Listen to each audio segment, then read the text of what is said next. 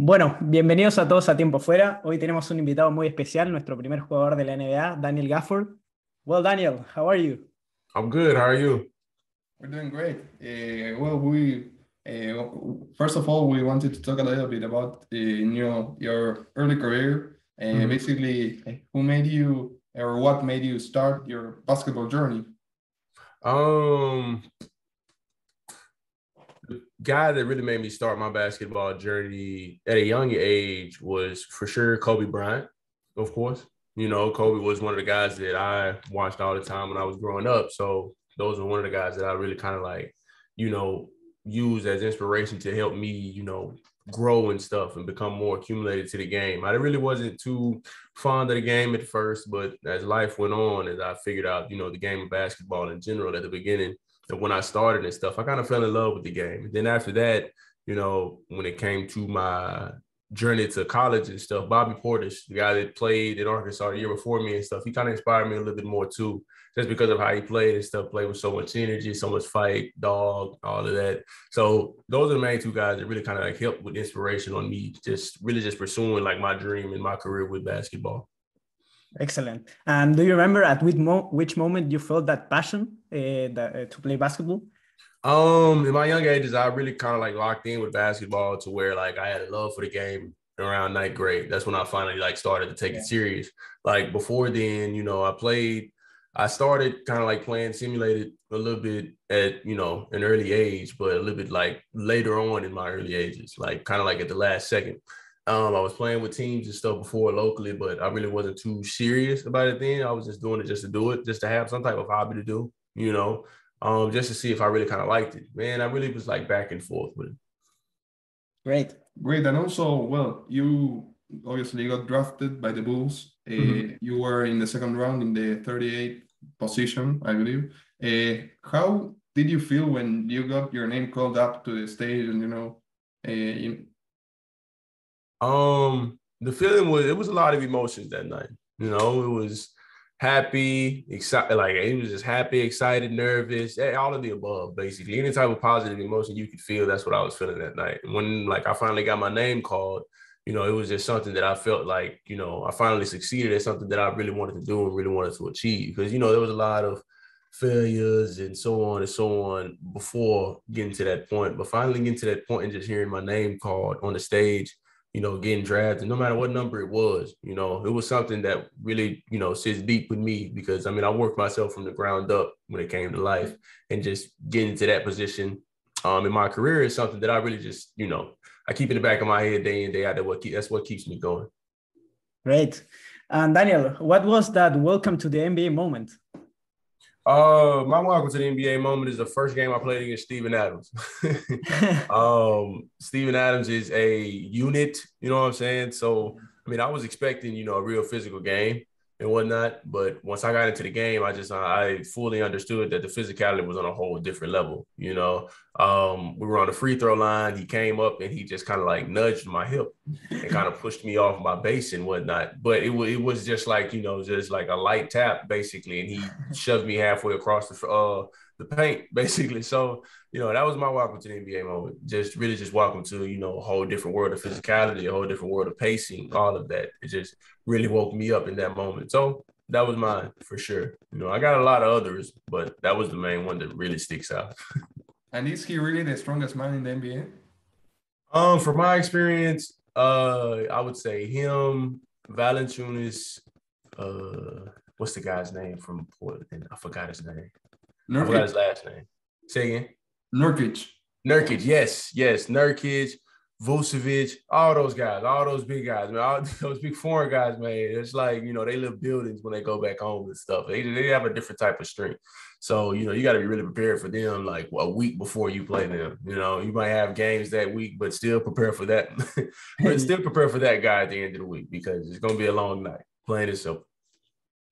Well, and also, obviously, you also got traded from the Bulls to the Wizards. Mm-hmm. What was going through your head when you received that call that said, you got traded to the Wizards, basically?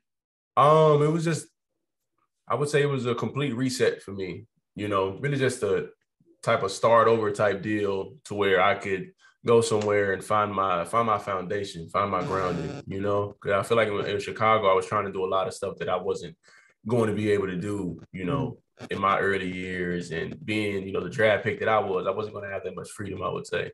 So just coming here, you know, I was starting anew, got with, you know, Tommy, and he just let me know basically what he was expecting from me throughout the time that I'm here, you know, and I came out and I did what I had to do. Came out, I did my job, which was going out and playing defense, giving a defensive pressure to the team, just going out and playing basketball, having high energy, giving the energy to the team that they basically needed at the time. And, you know, I fit in perfect. You know, it was a time when I was playing with Russell Westbrook too. So it just played out perfectly for me. Excellent. And now, what is like the main thing that you're currently working on more? Really not more of just like the physical side, but the mental side of the game. You know, really just trying to figure out ways on how to clear my head before the game to where I can just go out and focus on the task at hand, and that's winning games. So that's the main thing. You know, obviously I want to work physically to where I can get my body right, to where I can withstand, you know, longer stints and whatnot. But other than that, really just working on the mental part, because, you know, if your mind's right, you're going to be playing right sooner or later. So on down the road, once I get, you know, a full grasp of that, I think I'll be good throughout the season. And also, we would like to know, we're big followers of the NBA, and obviously, these past couple of seasons, the Wizards have done an incredible job, in our opinion. You have other pieces like Chris Tapps, obviously you, the Will Barton, and Monte that are spectacular, sometimes off the bench or sometimes starting. Rui Hachimura. What is in your opinion, what is the ceiling for the Wizards this year, personally? I mean, the sky's the limit for us. We just have to get to the point to where we remain consistent and play, you know, above the level of competition night in, night out. You know, take the Charlotte game, for example. They got a lot of guys out, but they don't stop playing. You know, no matter if they're not hitting shots, no matter if they are short man, whatever, they're going to come out and they're going to give 110% down the floor because they want to win too. Plain and simple. And so when it comes to teams in that position, I mean, you just have to lock in to the little things and just be able to make sure you take care of everything you need to take care of in certain games. Now, when it comes to teams that are fully loaded, don't have any injuries or anything like that, and are completely, you know, coming out and dominating night in, night out. Just take the Milwaukee Bucks, for example. We have to try our best to play at, you know, a way higher level of competition than a team like that. Because, I mean, you know, they've only lost one game so far. And sooner or later, whenever we play them, they're going to come out and they're going to show the things that they've been doing to win those games. And if we can kind of figure out ways to get to a position like that and be consistent at it, learn how to close out games, keep leads, so on and so forth, we'll be good. The sky's the limit for us. Once we pay attention to details in those areas, really nobody can stop us, if we're being honest. Great. And Daniel, this question we always like to ask the players because sometimes it's funny. But what's the hardest player you ever had to guard? It's out of Nikola Jokic and Joel Embiid. Okay. Those two guys. Nikola, he's just crafty for a guy his size. I mean, he's a 7-footer and he's big too. And Joel and Nikola, they kind of like, you know, have very, you know, different game styles. Yeah. But it's just, you have to be prepared. Like I said, you know, they're going to the glass, big bodies, you know, it's going to be tough to box them out. You try to box them out, they're just laying all their weight on you, stuff like that. And they can handle the ball and they're versatile in their position and they do it all, basically. Nikola throws, assists, you know, scores, whatever he wants to do on the floor, he's going to get, basically. And with Joel, you know, he's a very versatile big. For a guy his size, he's handling the ball, shooting the three, so, and everything. And it just makes the game tough because you have to guard more than one situation throughout the stretch of the game, and just being able to do that and then get back to guarding that guy, it's just tough. So those two, I would say, are the main two in my book when it comes to the hardest to guard. It makes totally sense that they are the chosen ones, especially because of last year's MVP. Yeah. Well, and also another thing that we like to ask a lot is because we are just curious if they have something like extremely OCD, you know, something that you always do pregame. Something like weird that I always do pregame, or just something in general? If you have something weird, or you can say it, but in general also. Well, anything weird at all. You know, I listen to music most of the time throughout pregame. Go out, do my shooting time, of course, on the floor, get loose, get on the training table, get training table time. And I really kind of like have a regular routine, you know. And if there's something different that I add to it, I try to, you know, make sure I have time for it throughout the routine. I make sure I eat and do the things that keep me, you know, keep my energy up throughout the game. You know, you can't go into a game with an empty stomach at all. You know, I take what is it? I take the time out to do like certain things that really make sure my body is loose enough.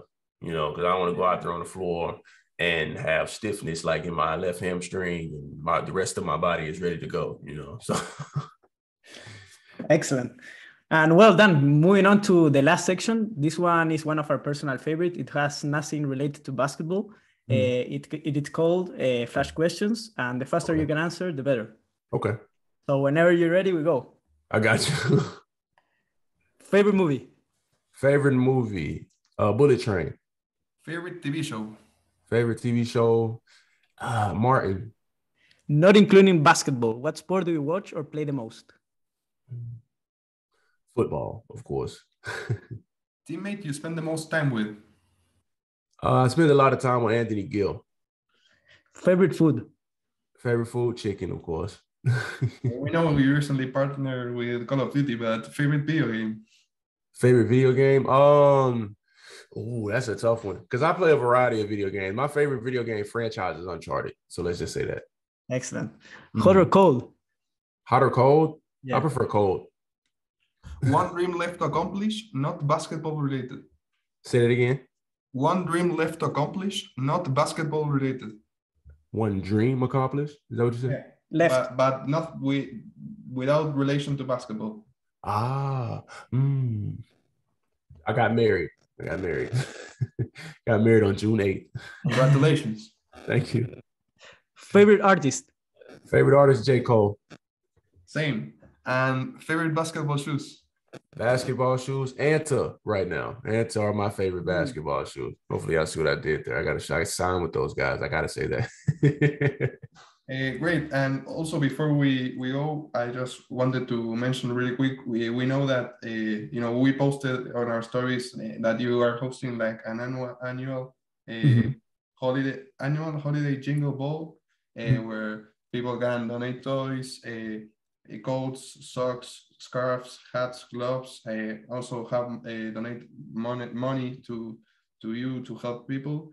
So we just wanted to mention this to everyone watching. If you have the time and money or resources to help this movement, it will be really cool. And, we will be someone. Yeah, I'm about to say, if there's any type of, donation out there that, you think would be willing and fitting in a setting like this, anything is, greatly appreciated. We want to get back to the communities, and that's something that's really big in my heart because I've always been a part of things like this, and I've always wanted to be in a position to where I can give back to communities as well. So any type of donations that anyone can give, we greatly appreciate, and we thank you all for the support.